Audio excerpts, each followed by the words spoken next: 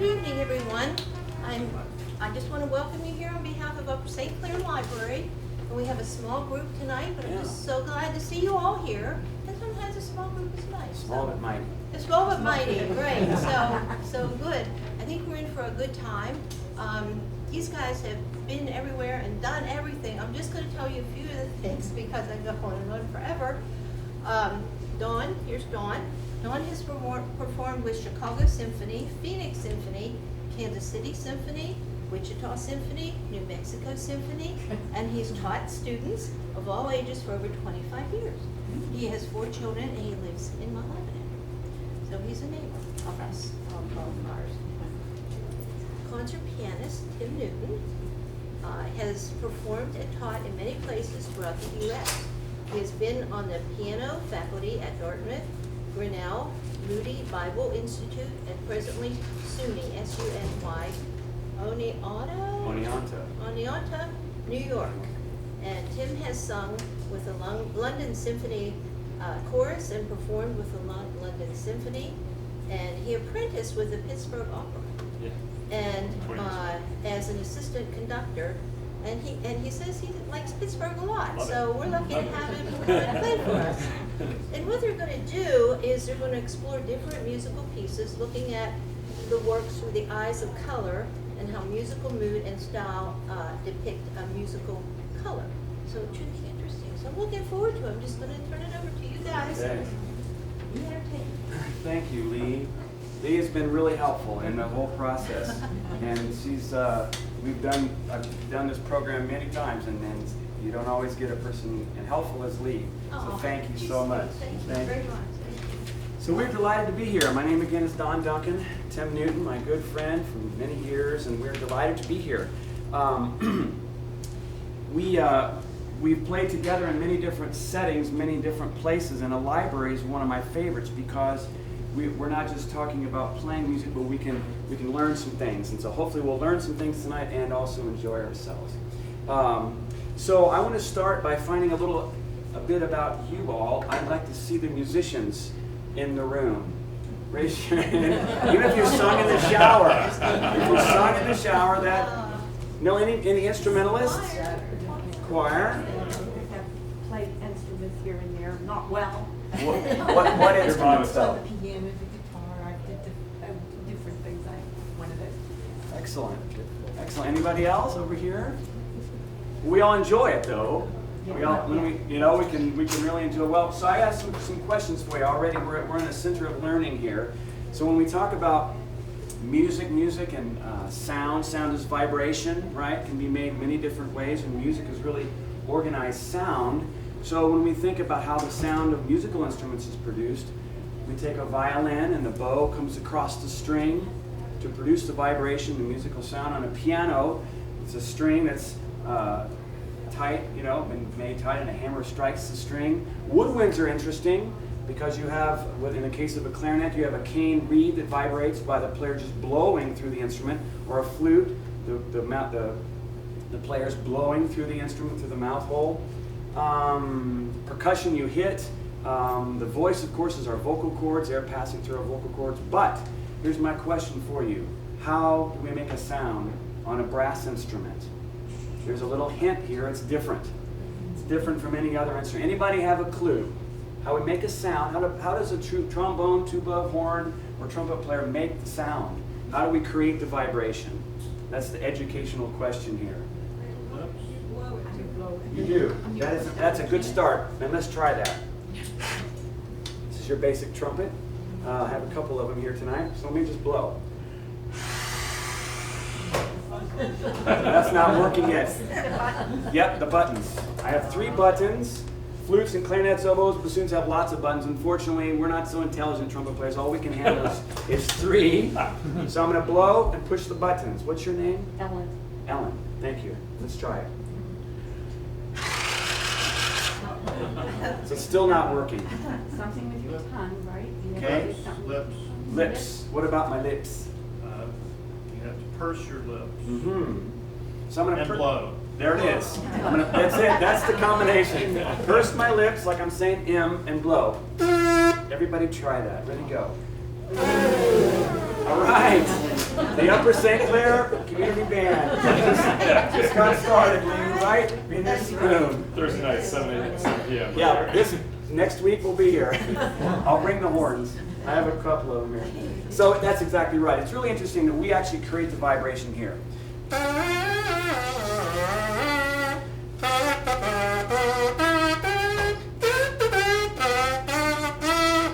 So I went to school for 7 years, spent a lot of my parents' money to learn how to do that. in undergraduate and graduate school at Wichita State and then Arizona State out in Phoenix. Well, that actually is just the basis. We have to have a mouthpiece, a cup-shaped brass but silver-plated mouthpiece that we buzz into. Sounds a little better.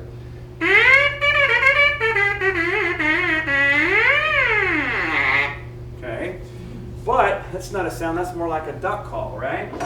So just to demonstrate how it really works, is I went to the hardware store, it's a true story, the other day, and I wanted to build a trumpet. I told the hardware man I'd like to build a trumpet, and he looked at me really funny. He says, "There's this music store down there, buddy.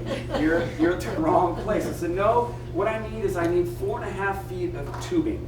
This B-flat trumpet, if I were to break all the braces and stretch it out, if I could do that, it would be exactly 4.5 feet long, and that's what I told the man. I said, I need 4.5 feet of clear plastic tubing.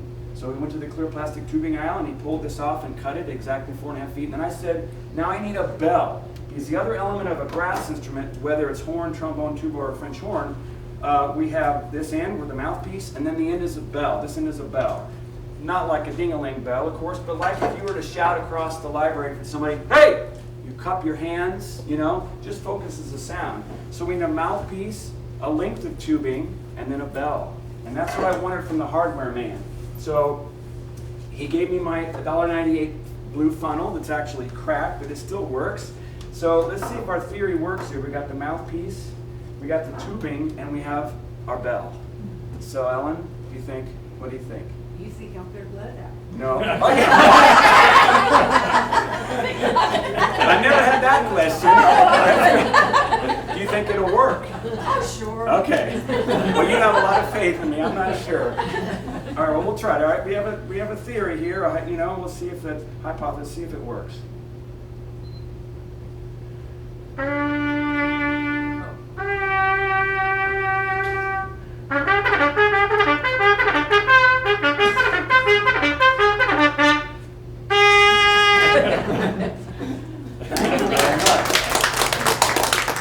So I affectionately call that my hosophone. And I love to take that into grade schools and see the kids' eyes go like that, So the trumpet is the brass instruments. We create the buzz, which is kind of interesting. We create the sound with our lips, and then the vibrating tube and the funnel project that sound. Well, Tim Newton and I would like to play a piece for you now before I keep talking. And this is a piece that's based on a hymn tune, but it's in the style of the American composer, Aaron Copland. You know any of his works, Appalachian Spring or whatever. He wrote an opera called Rodeo, actually a ballet, wasn't it? A ballet called Rodeo, and it's in this style. This is called I Know Whom I Believe.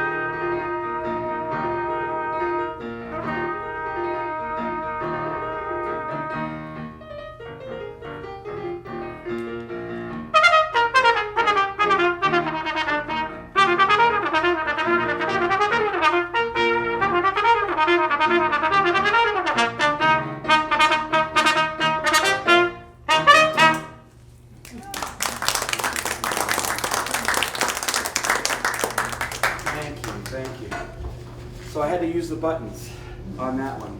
But before the trumpets and brass instruments were made of brass, there were a lot of lip vibrated instruments before that. So we go way back into antiquity, and this is your basic conch shell. There was a little critter in there, a mollusk, and this was his house. And this comes from Haiti, actually. So these pointy things were everywhere, and then in fact there was one right there, and it was shaved off and sanded nice and smooth so it could be played. And tribal people might have used this for certain ceremonies or whatever. And just check this sound out, it's pretty cool.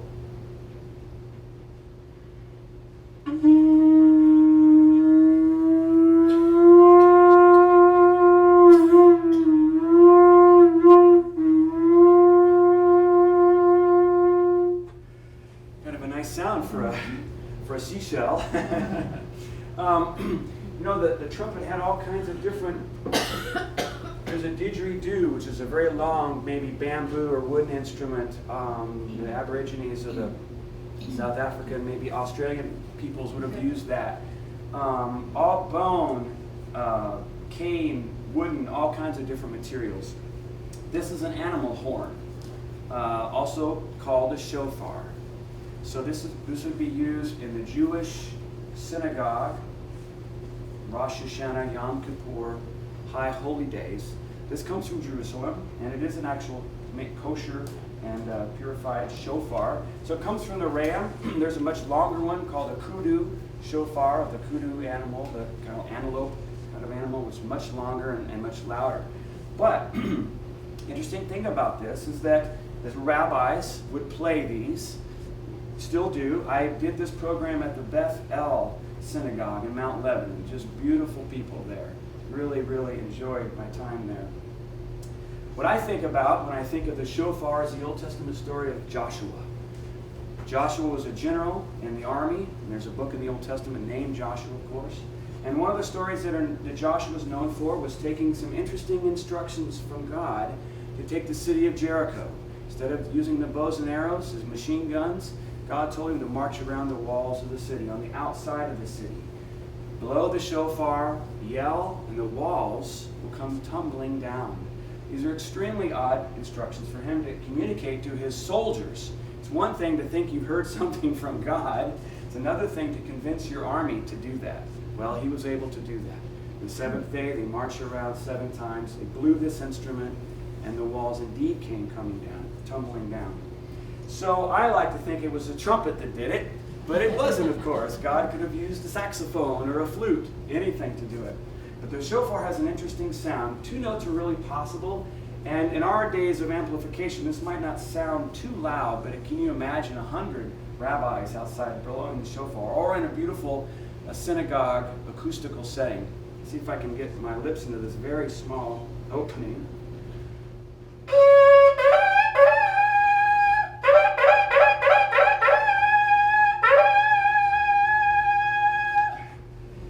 So, wow. Each call would mean something, has a significance in each of the calls that they would have. There's 3 basic calls, and each one has significance. So that's the shofar. And I was going to say also, in our time here, this is a communication. I don't want to just be talking the whole time. If you have a question at any time, I don't consider it you interrupting me at all. So if you have a question, just please raise your hand. This is a fun thing. Anybody know what this is called? It's not a toy. Well, it kind of is. Anybody watch the World Cup soccer when it was in South Africa in, 2012, I think? Anybody soccer fans? Well, if you did, you turned on your television and you heard 80,000 people in the stadium doing this. And we're talking loud. I thought there was something wrong with my television set. It was this incessant buzzing, and it's a thing down there. You know, not air horns, but vuvuzelas is what this is called. And they would blow these. It's a big time thing, sporting events for them to bring these. And so I saw that and I said, I gotta have one. So I went to vuvuzela.com. And for $19.95, you can have one. I could have got it in any color. And I guess I chose red because that was the ones I saw on television. But that's the vuvuzela. Now the trumpet basically got longer. But before it got that long, this instrument comes from Morocco. It's not meant to be played. It looks like it is, but it's just really ornamental. But there's some nice work here on the bell. A friend of mine went to Morocco and brought this back for me.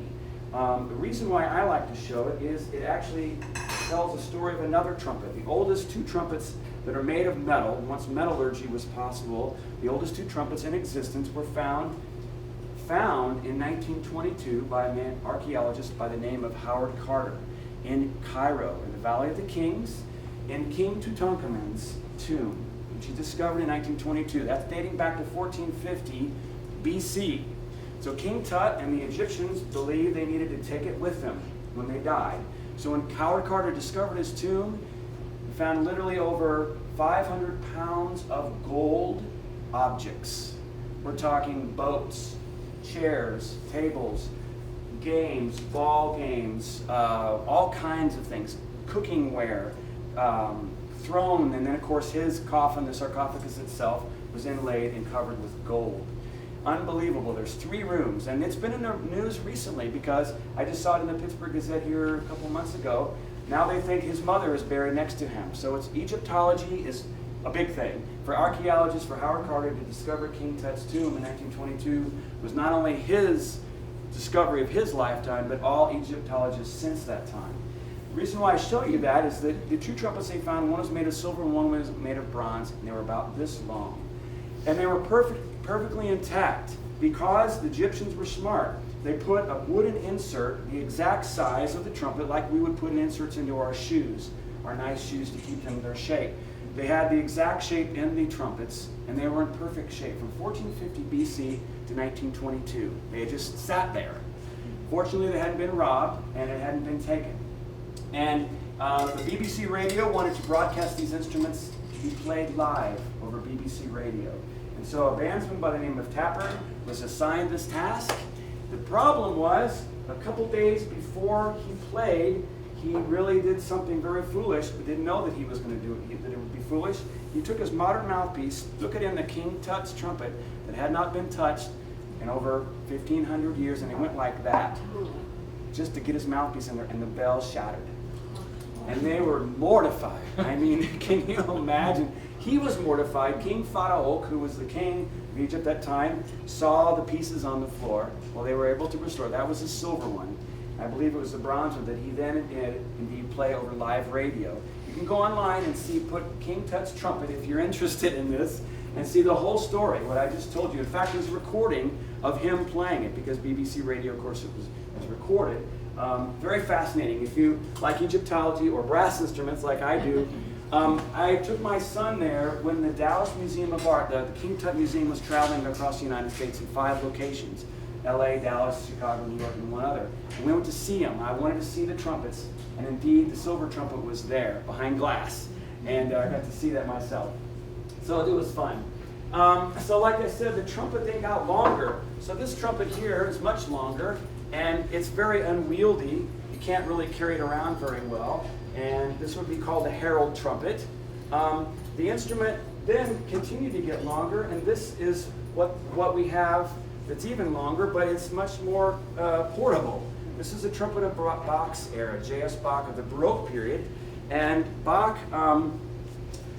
we know of as an amazing composer in and of himself of all kinds of different works, but he had a trumpet player by the name of Gottfried Reiche that he wrote for, and this was a trumpet of his era. So the Baroque period of art, culture, sculpture, history, music, music and literature, 1600 to 1750 approximately.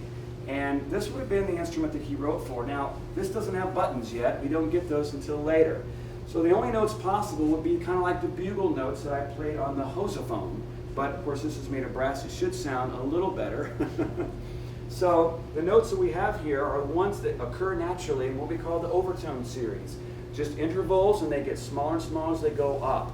So let me see if I can demonstrate these notes. So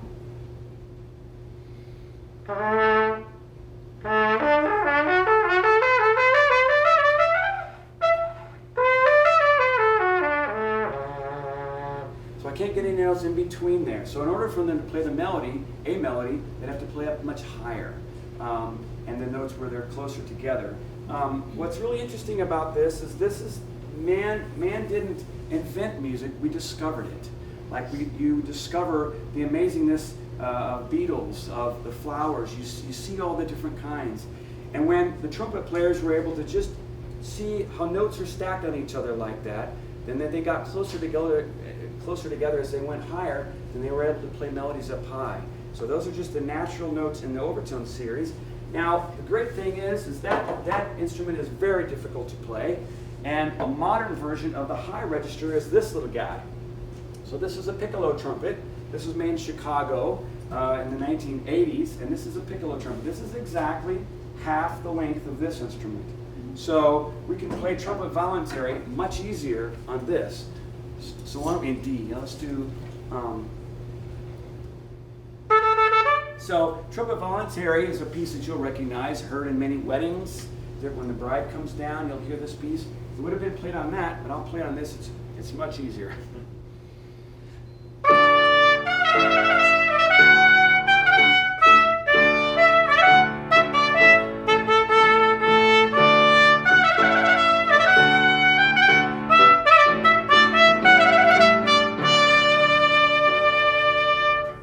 So, yeah, I put myself through college playing weddings, and this instrument, it put the ramen noodles on my table. So the instrument is very fast. Are there any questions up to this point? Yes, ma'am. So is it the size that changes the tone? Because the buttons do this in your mouth, I guess sounds from your mouth changes it. So then it's the size of the trumpets and the horns that makes the difference? Excellent question. Excellent question. It's all the different elements that you would see. The material, the length, the size of the bell, and I'll show you that. This instrument here is called a flugelhorn, and the bell is much bigger, and we'll play this in a minute. It has a much darker sound. So the size of the instrument, you can hear the color of the piccolo is much brighter. So when we're talking about colors, as Lee introduced the name of our program, we're not talking about blues and greens and reds and yellows, but bright, dark, creamy or brassy. Yes, Can ma'am. you just play a couple phrases in several different instruments that are further apart? Mm-hmm. So let me play this now to give you another example. So this is your bugle. This is a U.S. regiment bugle, of which I have several.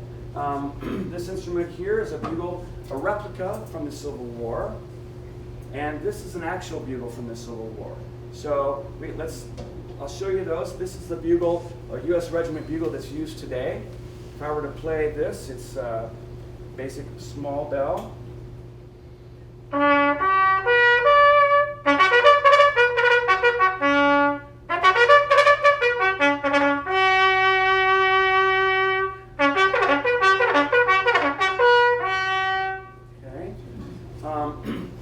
This instrument here is not a bugle, it's called a post horn. The post horn would be the symbol of the post office in Europe. So in the United States, the symbol of our post office is what?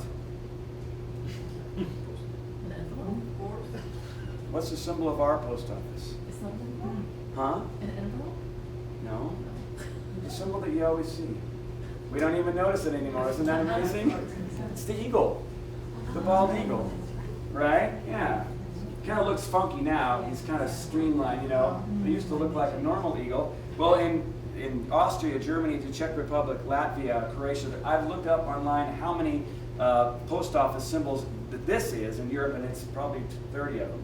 And so when you see this sign, you know it's the post office. So this instrument would literally be on the side of the horseman, bringing in the mail on his horse, and then he would sound it. So let's hear the sound of this horn. A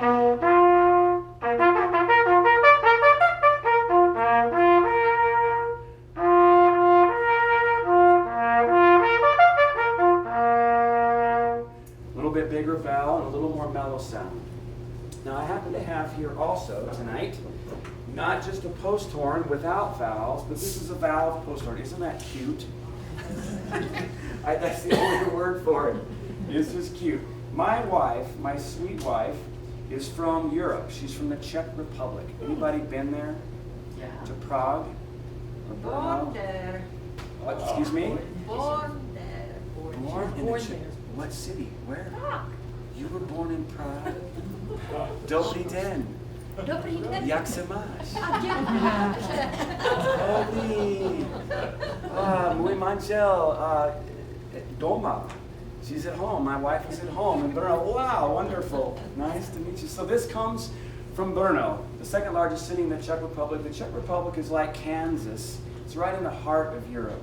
Unfortunately, we think of it as Eastern Europe because of communism, but it's not. It's Central Europe. I was born in Kansas, and so my wife and I have a commonality. We're right in the middle of our continent. This is a valved post horn. Mahler, the Austrian composer Gustav Mahler, who's my favorite composer, wrote for this in his Third Symphony. And let me just, Tim and I, won't we play Amazing Grace? Hear the quality, the color of this horn. I think I'm in tune here. Yes, let's do it in F.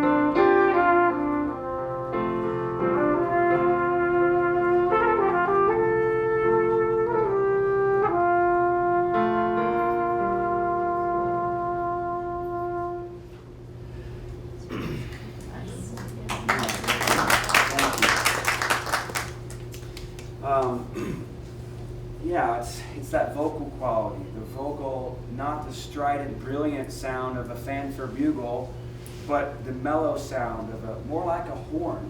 And this instrument here I always like to show and tell about because it comes from Germany. I was there as a student in Bremen in the north of Germany at a music festival. It was called Trumpet Days or Trompetentage. And I stayed, they had a host family program. I stayed with a pastor, a Lutheran pastor who was also a tuba player and the leader of his brass band in their church. In our choirs we'll have vocal choirs, but there they have brass choirs and vocal choirs. A lot of times the brass would lead and help aid the worship along with the organ. He gave me this instrument. It's called a Kuhlo horn after the maker by the name of Johannes Kuhlo. And his idea, again, was like that post horn, create an instrument that has the sound like a human voice. It's vocal in nature, it's lyrical, it's beautiful, and not the strident sound. So he, see if I can play a little bit on this. It's a little bit, it's been restored, and I can play a couple notes. It just has that mellow quality to it.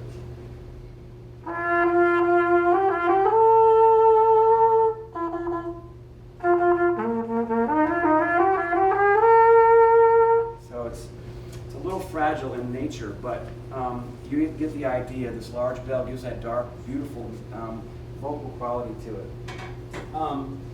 So back to Bach. He really changed things in terms of the trumpet. Now is what we would call art music. Before, we were a fanfare instrument that made calls to announce the king has arrived, or the army to go into battle or to retreat.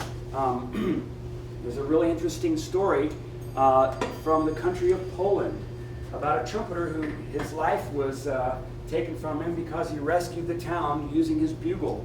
This was in the 1400s, and this trumpet player went to the top of the church tower in Krakow, the then capital of Poland, and he could see off in the distance that the dust was rising and there was a band of invading Mongols from the east, the feared Tartars, coming to invade Krakow.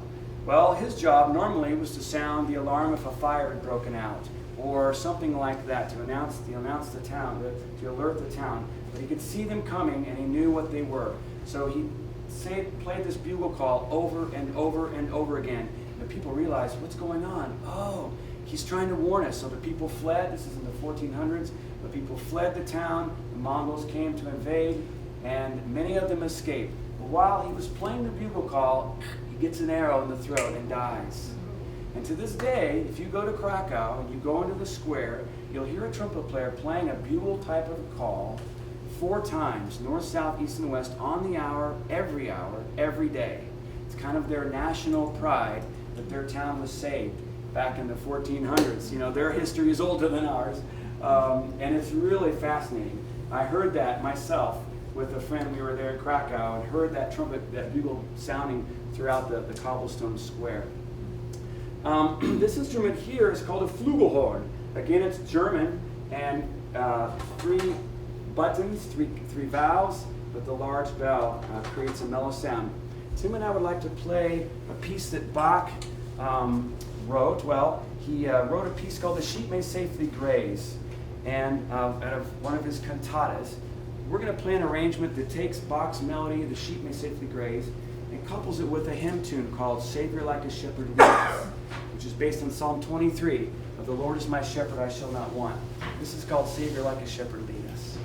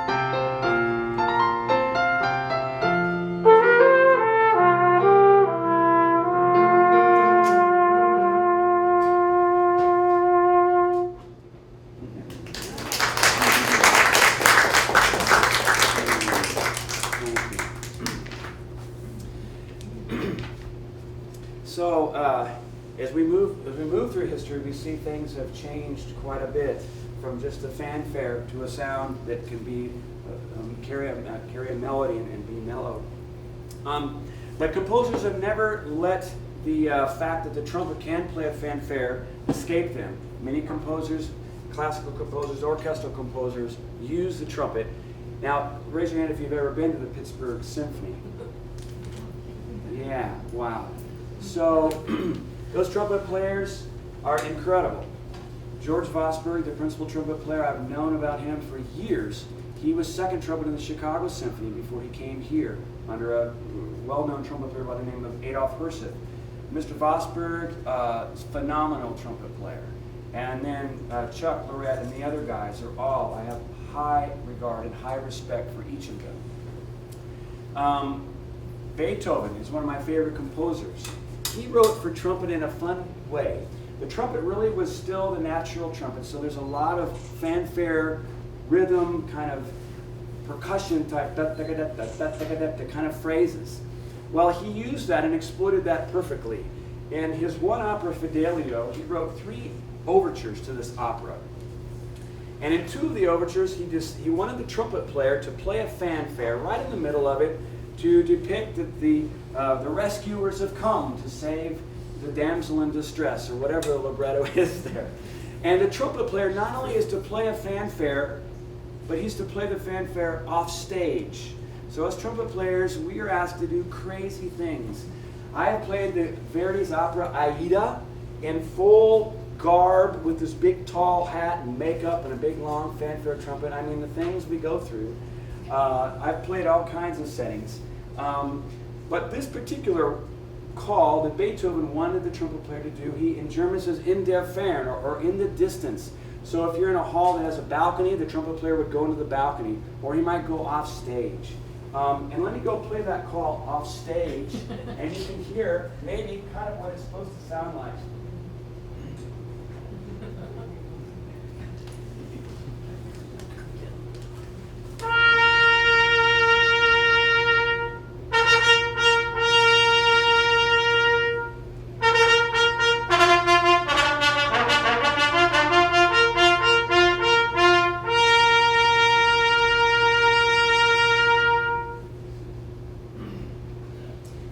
Well, I love that call. Really funny story about that. This is a true story. I mentioned Mr. Adolf Herseth. He was a principal trumpet player of the Chicago Symphony for literally 50 years. He got the job when he was in his 20s, and in his 70s he finally gave it up. He had played the repertoire over and over again under Schulte, under Reiner, under all kinds of under conductors. Well, one time he was playing, the orchestra was playing the overture to Leonore No. 3, which is where that call comes from, in their summer home north of the city in a beautiful, idyllic setting called Ravinia. It's an outdoor setting with an amphitheater. People are on the lawns with their picnics, their food, and they can also come into the amphitheater if you can pay the money for the ticket. So Mr. Herseth, in the middle of it, needed to leave the stage, much like I just did, to play the fanfare in the middle of the piece. So there's all kinds of string stuff beforehand, and you see this trumpet player walking off the stage in the middle of the piece. You go, that's kind of strange. So Mr. Herseth does that. He goes off stage, ready to play his fanfare. Of course, he's in his tux, But in any outdoor venue, there were security guards there. So he comes off stage, and the security guard comes up to him and says, "Hey, buddy, you can't play that trumpet. There's a concert going on."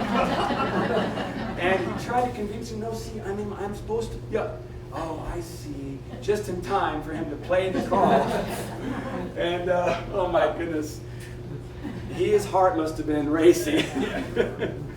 I've had a tremendously hair-raising experience. I'll just give it the Cliff Notes version. I was playing Handel's Messiah in a church in downtown Wichita, and we played the Hallelujah chorus. We play another couple movements, but there's literally an hour in between the movements that we play. All kinds of choruses and vocal solos with just the strings, with the trumpets rest. So we generally leave the stage. We don't want to sit there on stage for an hour without playing. And this was an inner city church, and they had not only a security system on the outside, but they had a security system on the sanctuary for some reason. And I left this normal door, the stage door, or the platform that I always did every year. Well, this one year, some guy, janitor, decided to flip the security, and when I went back to get in right before my movement, the door was shut. I was locked out of the stage. Oh yeah. It was terrible. That happens. Oh, I'm going, what do I do? What do I do? Yeah. What do I do? Okay, don't panic. And I couldn't go to the sanctuary doors because they were locked too. They were the security. So anyway, I was knocking feverishly on the stage door, hoping one of the sopranos would hear me. But I was knocking in the previous movement to kind of sneak in. Anyway, she did hear me. And as soon as the clapping died down for that movement, or they were done, she opens the door. And I said, thank you. Well, I told her thank you later. Then I just sheepishly sat down and played. Anyway, lots of stories I could share. Are there any other questions about anything so far? Tim? I caught something that you said that might not make sense because it's very, very subtle. Don mentioned that Beethoven wrote that little excerpt that he played off stage for the natural trumpet, and that's a weird term, even for Thank you. professional musicians. So how do we get from Bach's trumpet 50 years later to Beethoven, and what's the difference between Bach's trumpet and a natural Great. trumpet? That's an excellent question. This instrument was a holdover.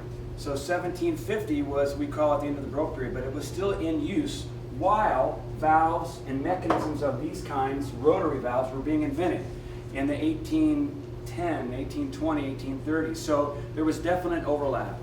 Beethoven still wrote for this instrument, but then composers like the French composer Hector Berlioz was the first composer to use the valved cornet in the instrument. These are pistons, like in a car. Just like in our car we have a 4-cylinder, a 8-cylinder car. There it is. There's the piston. It goes up and down. It directs the air instead of the oil or the water or the air. So it's just air in this case. And so now, instead of just the outline notes, I'm so glad you asked that, Tim. Instead of the outline notes of the post horn and the bugle, we have a few notes possible. Now, with the mechanism of the rotary valve, which was a German invention by a man named Stölzel and a bunch of other German guys, now we can play all the instruments. So instead of just, we can go.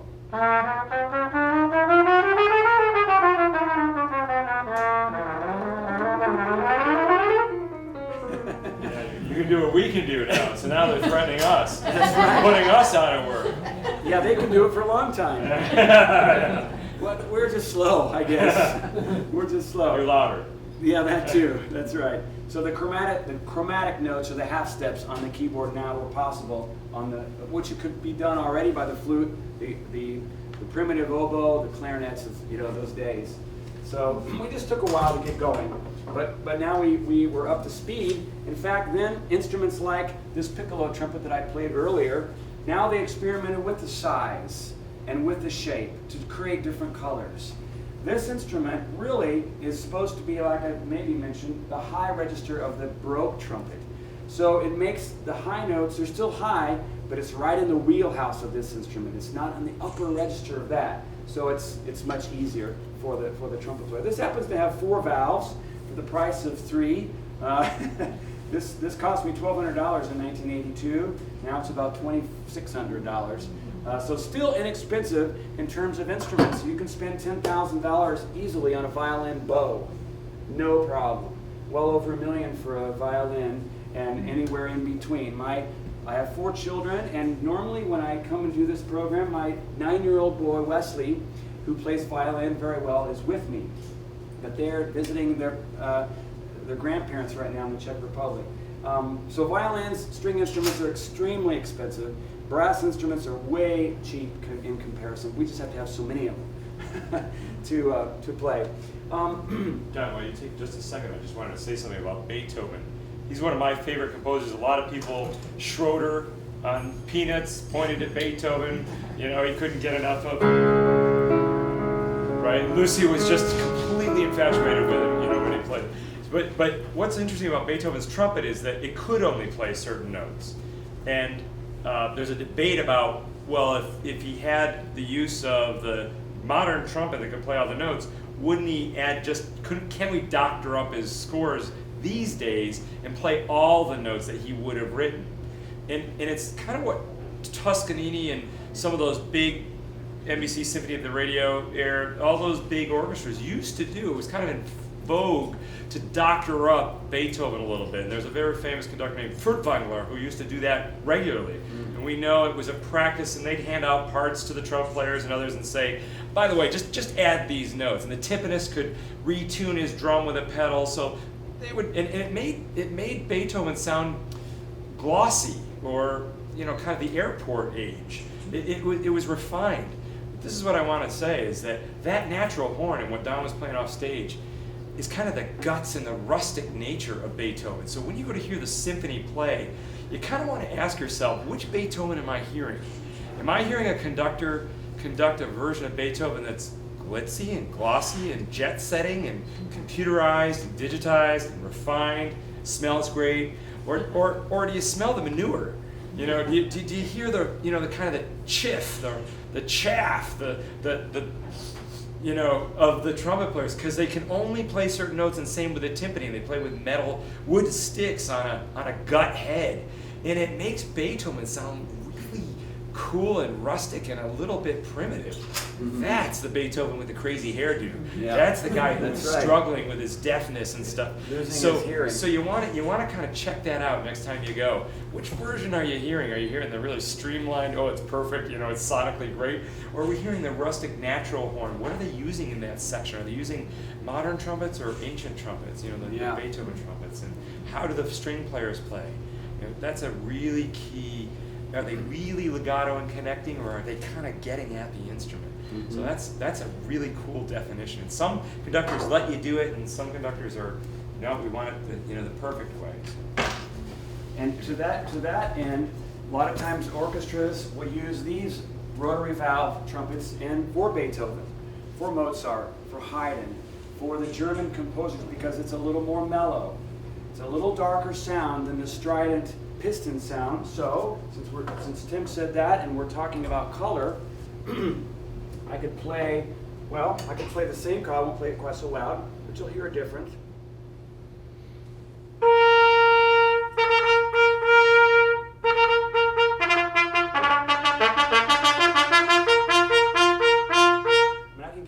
Bright if I want to.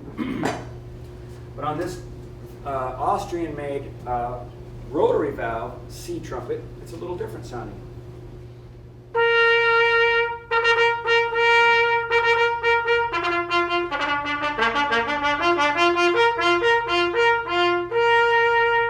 So you can really, I can push on this instrument and it won't brighten up so quickly, Yeah. like the Yeah. piston valve. That's the big difference between European sounds and American orchestras, is that instrument right there and some of the others that make a European sound darker and a Yeah, little it's bit rounder. more covered. But ours is more in your face. Yeah. We like it loud and we like it sharp. I failed to mention this instrument. This is not meant to be played either, but this comes from Beijing, China. And this kind of is that visceral, fanfare-like quality. This gargoyle-looking dragon guy on the end there is symbolic of striking fear in the enemy. So the trumpet players weren't wimps. They were out in front of the army, or they were out there saying, "Here we come!" Ben-Hur, or the ages of the long herald trumpets and sounding the call. So that's really interesting. Now, another thing that's fascinating for trumpet players. I'm always losing my mouthpiece. There it is. Where is it? Anybody ever been or watched the Kentucky Derby, or the Belmont Stakes, or the Preakness? So you see this cool, dapper gentleman with his hat, nice suit, come out with a long fanfare trumpet, right? And he plays. Let's see if I can do it.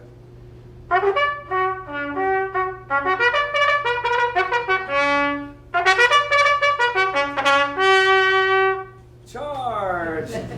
My voice is kind of gone right now because we were at the Pirates game last night yelling, "Let's go Bucks!" And you are a fan. This guy's a fan. So when we hear the organist playing a version of that, I wish I would have had my horn there last night. I would have sounded off.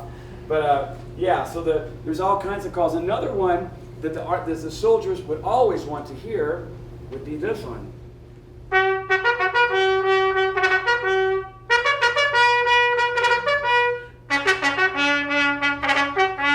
Anybody know what that would tell? What would they want to know? Food. Time to eat. To the mess. To the kitchen. Come on, guys. Now, the most famous call is taps.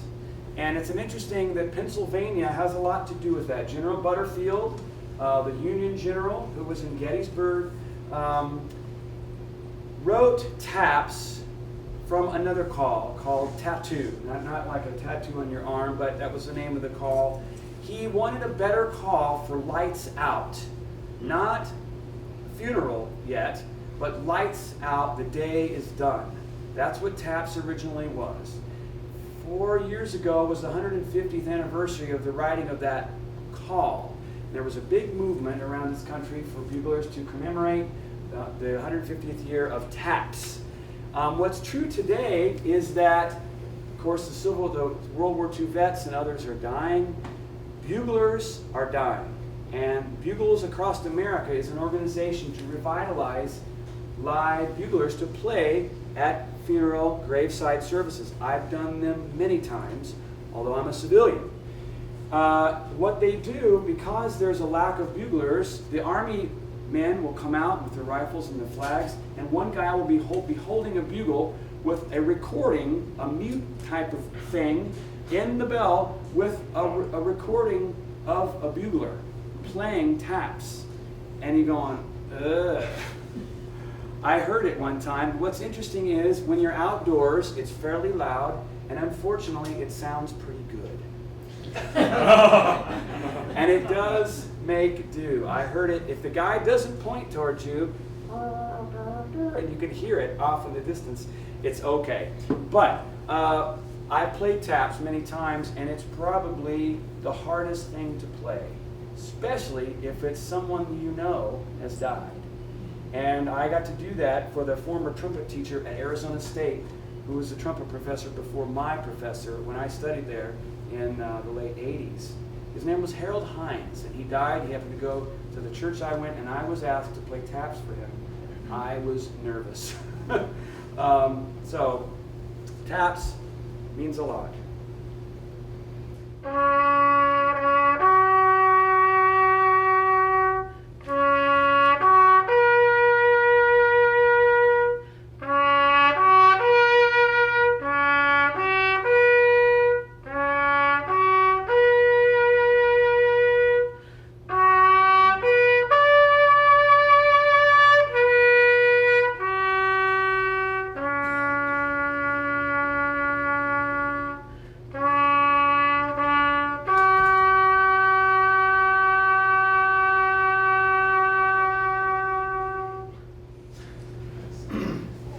Can't miss.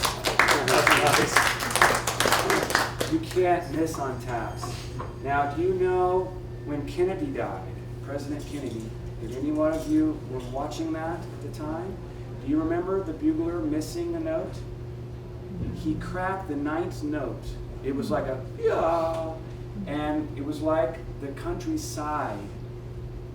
And here's the quick story. There's so many stories I could tell. And I'll not remember his name, but he was in Washington, D.C. in the Army band, and he got called that morning. Kennedy had died. He got called that morning to be at Arlington Cemetery at about 2 o'clock. The motorcade was going to come down the mall, and it was cold. It was what, November when Kennedy was shot, right? November 14th, 22nd? So he was called the morning of the ceremony. It was cold, and I'll remember his name, hopefully as I'm talking here, but anyway, he had to get his hair cut, so the crew cut was perfect. His ceremonial dress was on, he had his instrument, and he was out there at about 2 o'clock. Well, there was delays, of course, the motorcade, all the people. By the time they came down the mall and got to the Arlington Seminary, it was about 4 o'clock. He'd been standing there in the cold, basically trying to keep his horn warm, keep his lips warm, and buzz. Well, then once the TV cameras came, once the motorcade came, Jacqueline Kennedy was there, all the entourage, he couldn't move a muscle. He literally had to stand like this. All I could maybe do was do like that and blow air through the horn to keep it warm. Well, then the worst thing happened was he was ready in his position closer to the casket where he would always have been there in Arlington Cemetery to play. But because it was live television, they wanted him to stand over next to the guns, the 21-gun salute. Because of the cameras, it was a total television deal. So he had to stand there like this, and so the order of the ceremony was a 21-gun salute, and then he was to play right after that. So when the cameras were on him, he really couldn't move. He literally had to stand like a statue. What happened was the guns are going off literally right in his ear. So after that, his ears are ringing, and he has got to stand up, put his horn, and play live television cold, literally cold. And so the first few notes came out, and then he cracked one note, and then finished the call flawlessly. And it was, the chills just go down your spine anyway when Taps is played. And you can look online and research that. It's a very bone-chilling moment for our country when President Kennedy was shot. The whole thing was, so that's kind of the inside story from a trumpet player's standpoint about the bugle. I had to play Taps one time at a football stadium in Wichita on the 50-yard line. It was a July 4th ceremony, and they had a deal for the fallen officers. They had paratroopers land, a flyby of the Air Force jets from the Air Force Base. And I had to go out on the 50-yard line on live radio. It wasn't live television, but the TV cameras were there for the evening news. And I had to play Taps on the 50-yard line right as the sun set, and people's lighters went out and everything. I, at the time, was going through a malady called stutter attack, where brass players, we can't, like a person would stutter when you talk. Well, I went through this where I couldn't just go, I couldn't do that for a while. It was kind of a weird thing I was going through. I would have to go, and then I got asked to play Taps, and it was the weirdest thing. I was scared to death, but I had to just not tongue the note. I just had to breathe and start. And then went on from there. But anyway, lots of interesting stories of things that we have to do. Any other questions about any of that? The other fun thing we get to do is not just play different trumpets. As you see, I have all kinds of them.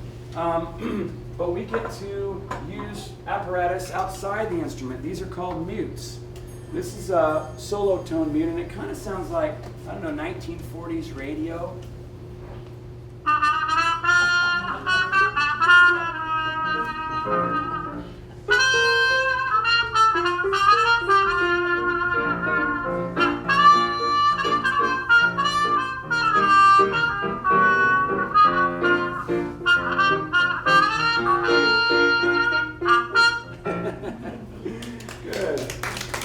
Welcome.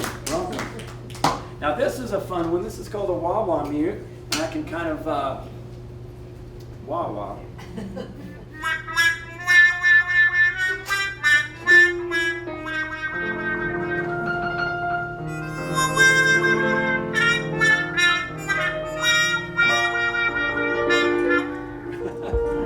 There we go. There's a famous jazz trumpeter by the name of Miles Davis, who made this sound really famous and well known.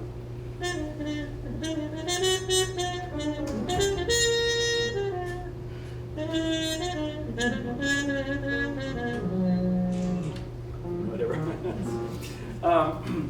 This mute right here, this is my wife's favorite mute.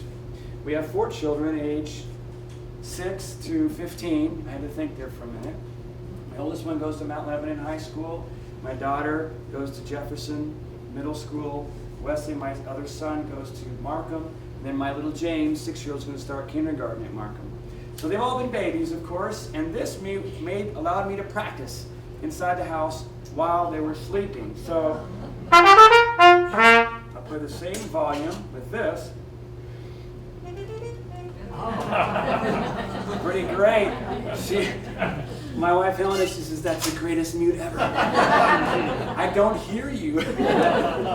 Plus, she'd always say, why are you always doing exercises? Why don't you play some melodies? She's always bugging me about that. Nobody wants to hear your practice. Right. It's like doing push-ups, So that's my practice mute. Now I have this here. This is not playable. This is called the Little Tutor. This is to remind me that I'm a father. And that's the most important thing I do. This is not the most important. And anyway, this is one of my kids' little trumpets, and I just bring it with me. This is a $1.98 purchase, also from the hardware store, that you can see what its use is. But in jazz, yeah, I don't know.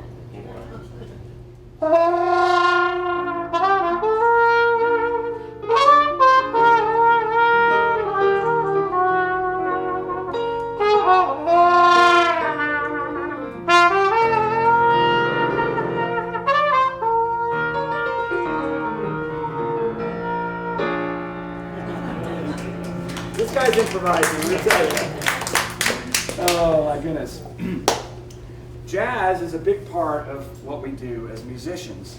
Tim is not only a classical conductor and pianist, but he has a wide repertoire of things that he can play. Would you play the Scott Joplin? Yeah, if you want. Would you do that? Do we have time? Yeah, we have time. Right. So, well, do we have time? Are we in a rush? I'm going to respect our time here. So, I'll let him introduce the name of the piece, but the composer is a guy named Scott Joplin, who was famous for what type of music? Ragtime. Ragtime. Yeah. Entertainer. So Scott Joplin, the connection here with the trumpet, Scott Joplin was a cornetist early on, before he played the piano.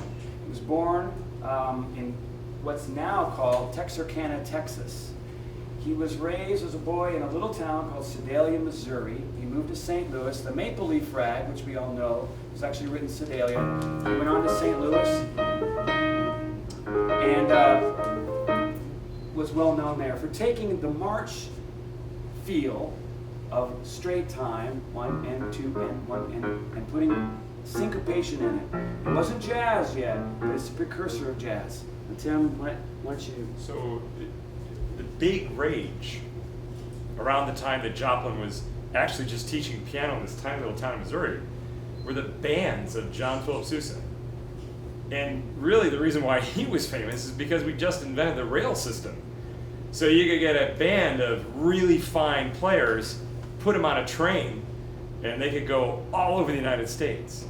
And they did. And Sousa was a great businessman. Not only was he a great brass player, but he was kind of a marshal. He would have been a general if he was in the military.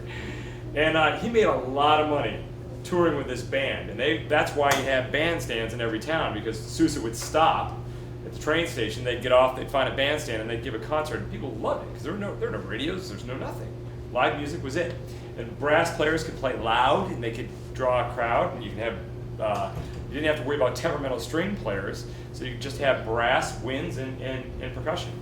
So Scott Joplin heard this, and it was the rage in America. The only way to hear it was live, but it got around pretty quickly. And Joplin was a European-trained pianist, even though he grew up in Texas and Missouri. He was trained by classical pianists and played by ear, and he wrote popular music. So the first big hit was the Maple Leaf Rag. What's that sound like? It sounds like a chick marching, right?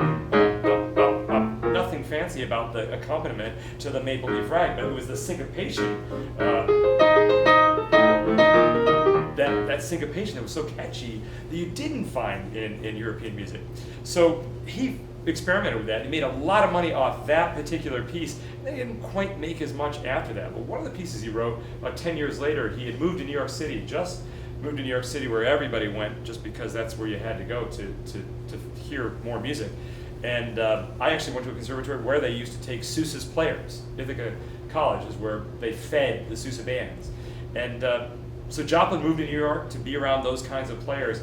And he wrote this cool piece that emulates both the brass band sound, you're going to hear it here. That is the bass drum or the percussion, or maybe even trombones. But he also captured the sound of the Mexicans in their nap time, in the siestas in the afternoon. So he added not only just this brass band sound, but then he also captured the tango, which goes like this.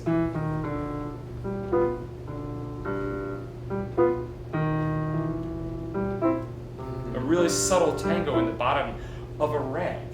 So he's kind of taken brass music and given it a little bit of syncopation.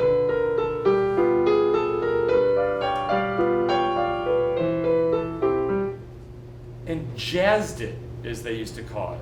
And that's where we start to hear the sounds of jazz, through these rags and through taking Sousa's music and bending it like the colored bands used to do. And eventually, within 10 years or 15 years, we have jazz bands touring alongside Sousa's bands, and Louis Armstrong comes along in one of those bands. So this is a piece by Scott Joplin from 1909 called the Mexican Solace. And what's really interesting is even though it doesn't sound anything like a march, the instructions at the beginning are really specific. It says, very slow march time. Siesta, march time?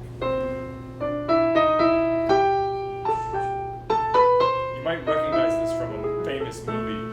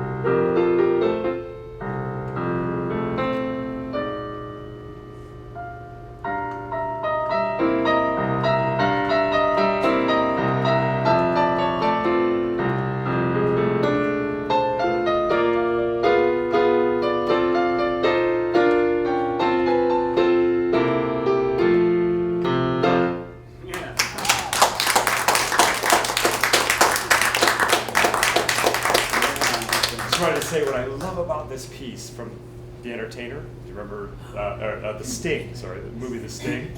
Right before that, it was right around the time of the bicentennial when American researchers were doing all kinds of American music research.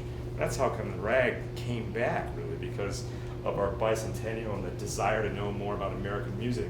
But Joshua Rifkin, a famous Bach musicologist, researched these rags and recorded them, sold 1 million copies, and then a year later, The Sting came out.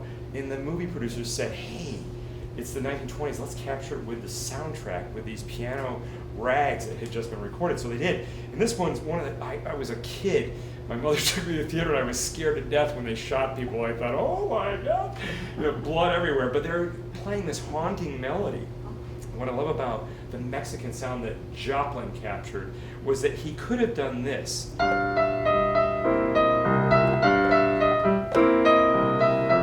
Nice melody, and he could have added a little touch to the melody, a little color, as Don called his talk here, and you get the tango in the bass, the boom, do, rim, ba, and you can color it a little bit like most composers would do, which would be that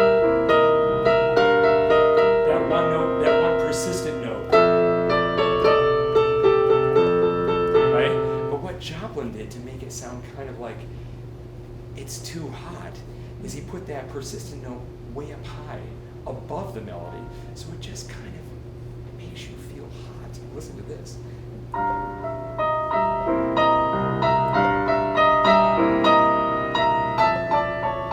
It's that constant, I gotta take a nap. See, after Don't bother me, Poppy. Right, and so it's just that pleading. Yeah. Anyway, Joplin really is master of color. Indeed. Thank you, Tim. The instrument that Sousa used was not the trumpet in the band, it was the cornet.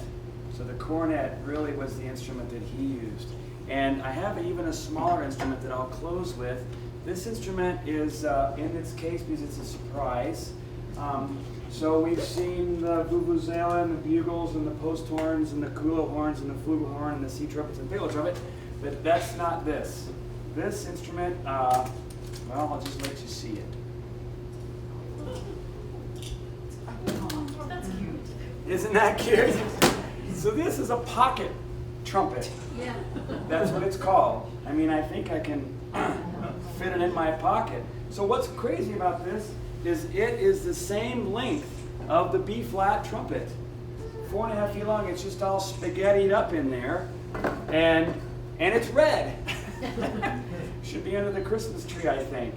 I played with the circus when I was in school at Wichita State, and the Shrine Circus would come by, and back then they still wanted local trumpet players and brass to play along. Now it's just kind of recorded or whatever. But anyway, this is a pocket trumpet. That band leader had one of those, and I thought, I gotta have one of those. So why don't we play a little Carnival Venice here? F, or E flat for you. So, so this melody is from Italy, the Carnival Venice.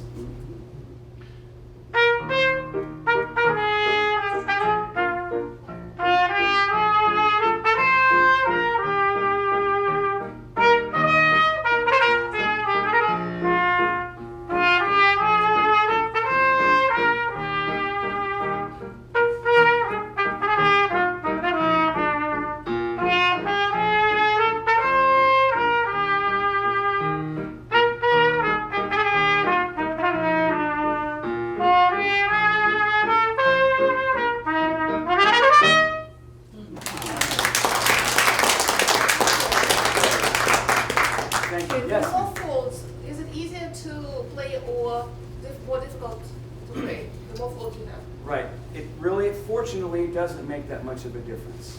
You would think there would be more resistance than something long like this, but because it's rounded, if it was just, squared off, it would be harder. So the blow is kind It's of. about the same, really. It's really about the same. Yeah, that's a great question. But there- the weight of the instrument, does it affect too much? Not so much, yeah. I mean, they're really not that heavy. Although as young kids, sometimes we will play, the cornet. It's a little closer to your face. I teach young children, and I have one boy who's very small little boy, and he plays a cornet because it's a little easier to hold.